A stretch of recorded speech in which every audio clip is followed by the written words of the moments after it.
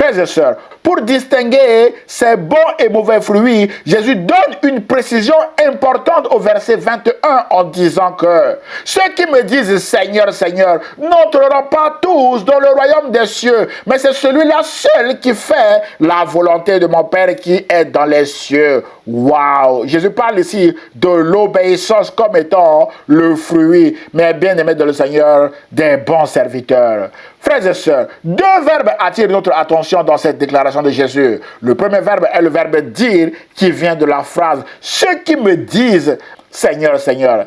Et le deuxième verbe est le verbe faire qui vient de la suite de cette phrase « Celui-là seul qui fait la volonté de mon Père ».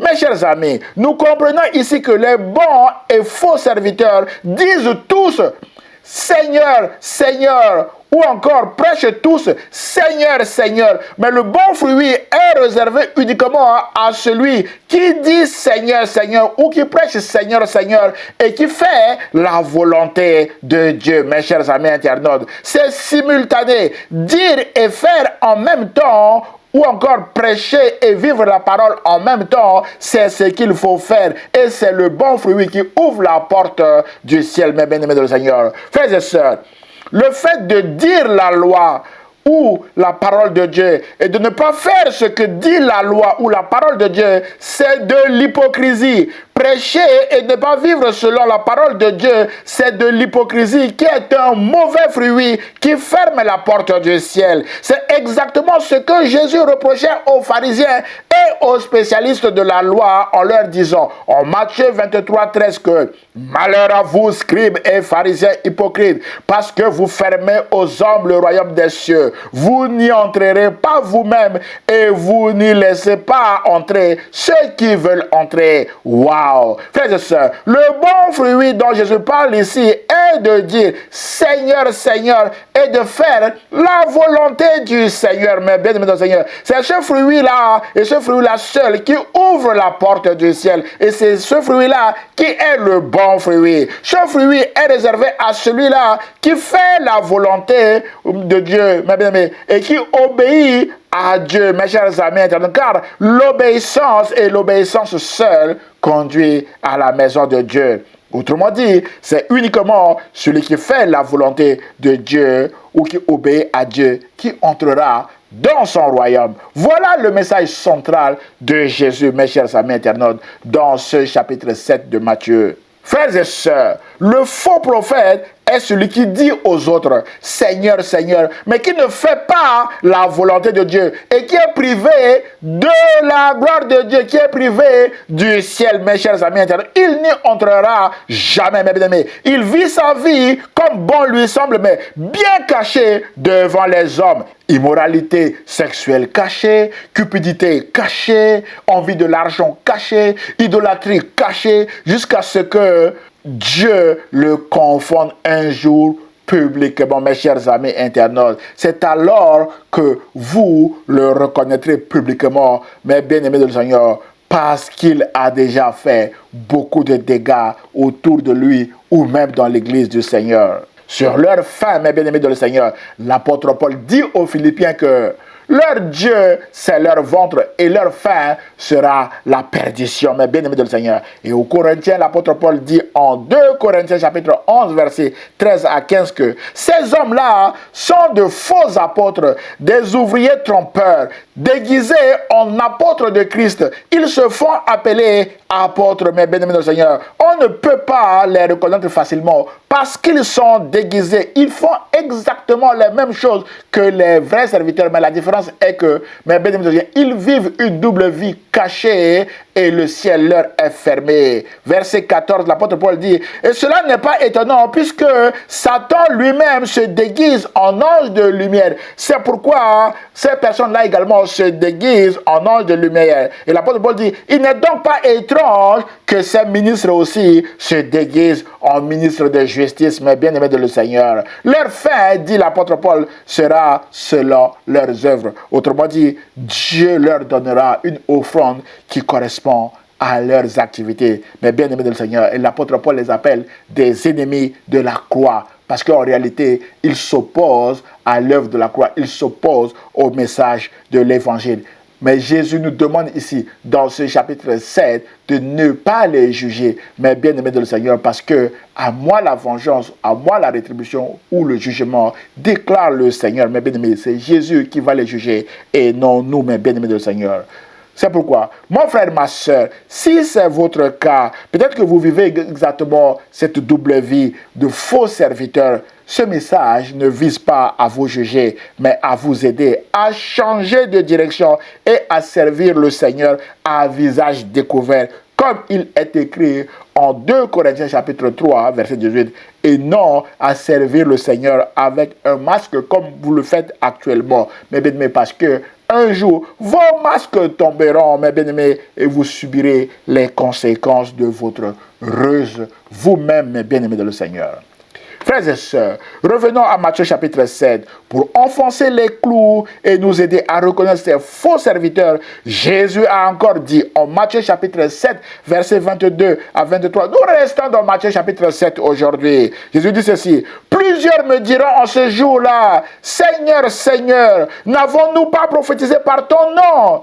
Seigneur, Seigneur, n'avons-nous pas chassé des démons par ton nom? Seigneur, Seigneur, n'avons-nous pas fait beaucoup de miracles par ton nom?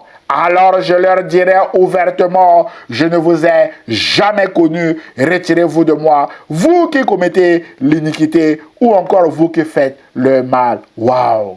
Mon frère, ma soeur, ce n'est pas le fait de prophétiser par le nom de Jésus qu'un homme ou une femme est vraiment serviteur de Dieu, même si la prophétie est vraie, mes bien-aimés du Seigneur.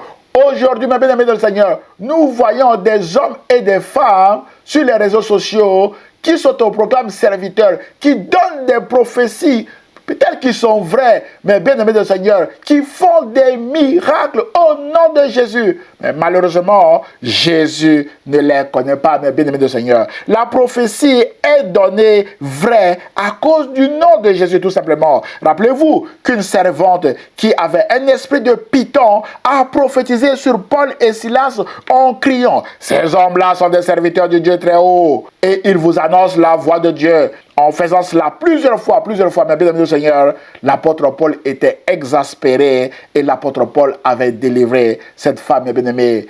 Même si cette prophétie était vraie, mais la femme était sous l'emprise d'un esprit de Python, mes bien-aimés du Seigneur. C'est pourquoi l'apôtre Paul l'avait délivré. Et Paul et Silas ont été emprisonnés à cause de cette affaire, mes bien-aimés du Seigneur, à Philippe, d'après Actes chapitre 16, mes bien-aimés du Seigneur. C'est pourquoi le fait de donner une prophétie, même juste, n'est pas un gage de sécurité pour nous dire que cet homme-là ou cette femme-là est un vrai serviteur de Dieu. Parce que Jésus lui-même connaît ceux qui lui appartiennent. Frères et sœurs, mes chers amis, notez également qu'un jeune prophète de Juda a perdu la vie à cause d'un vieux prophète rusé qui lui a donné d'abord une fausse prophétie et ensuite une vraie prophétie concernant la mort de ce jeune homme. Et cette vraie prophétie sur la mort de ce jeune homme s'était accomplie, mes bien-aimés dans le Seigneur. Ce vieux prophète mentait avec de fausses prophéties et ce vieux prophète pouvait également donner une vraie prophétie qui s'accomplit, mes bien-aimés de le Seigneur. On le lit en 1 Roi chapitre 13 que je vous invite à lire chez vous. C'est pourquoi, mon frère, ma soeur, gardez-vous des gens qui donnent des prophéties, même vraies, afin de ne pas succomber un jour à leur ruse. Parce qu'un jour, ils peuvent, mes bien-aimés de le Seigneur, vous donner une fausse prophétie également pour vous conduire, mes bien-aimés de le Seigneur, loin du Seigneur. Frères et sœurs, certains vous demanderont même de l'argent en contrepartie de leur miracle ou de leur prophétie. Mes bien-aimés, et ce, en désaccord avec l'enseignement de Jésus qui a dit à ses disciples en Matthieu chapitre 10, versets 7 à 8, « Allez, prêchez et dites, le royaume des cieux est proche, guérissez les malades, ressuscitez les morts, purifiez les lépreux, chassez les démons, vous avez reçu gratuitement, donnez gratuitement. » Mon frère, ma soeur, faites attention aux gens qui vont vous demander de l'argent sur les réseaux sociaux ou même partout autour de vous à cause, mes bien-aimés dans le Seigneur, des miracles, même si ces miracles-là sont vrais, même si ces prophéties-là sont vraies, mes bien-aimés, parce que Jésus a dit, vous avez reçu gratuitement, donné gratuitement. Il n'y a pas de raison qu'un vrai disciple de Jésus vous demande, en contrepartie d'une prophétie vraie ou d'un miracle, de l'argent. Mes bien-aimés dans le Seigneur, soyez prudents, mes bien-aimés dans le Seigneur. Frères et sœurs, mes chers amis internautes, ne soyez pas aussi impressionnés par des serviteurs qui chassent des démons ou qui font des miracles. Des faux serviteurs peuvent se glisser parmi eux et faire également, mes bien-aimés dans le Seigneur, des miracles. C'est le nom de Jésus qui chasse les démons et non ces faux serviteurs, mes bien-aimés dans le Seigneur. C'est le nom de Jésus qui fait les miracles et non le serviteur. Pierre a toujours dit, au nom de Jésus, prends ton lit, lève-toi et marche. Et ça a marché. Mais bien aimé, le paralytique s'est levé, il a marché comme Jésus l'avait fait. Donc c'est le nom de Jésus, mes bien-aimés du Seigneur, qui opère le miracle. Ce n'est pas l'homme de Dieu, mes bien-aimés de le Seigneur. C'est pourquoi l'homme de Dieu peut être faux ou vrai, mais au nom de Jésus, un miracle peut s'accomplir parce que c'est le nom de Jésus, mes bien-aimés de le Seigneur, qui fait le miracle. C'est le nom de Jésus qui chasse les démons, mes bien-aimés dans le Seigneur. Alors, faites attention à ceux qui font des miracles autour de vous. Rappelez-vous, mes bien-aimés dans le Seigneur, que Satan également peut faire des miracles, mes bien-aimés dans le Seigneur. Les magiciens d'Égypte faisaient aussi les mêmes miracles que Moïse, jusqu'au point où Dieu les a confondus, mes chers amis internautes. Le serpent ou le bâton de Moïse a englouti leur serpent, mes bien-aimés dans le Seigneur. Et Moïse a eu la victoire sur eux. Au nom de Dieu, mes chers amis internautes, c'est Dieu qui avait conduit toutes choses et non Moïse lui-même, bien-aimé de le Seigneur.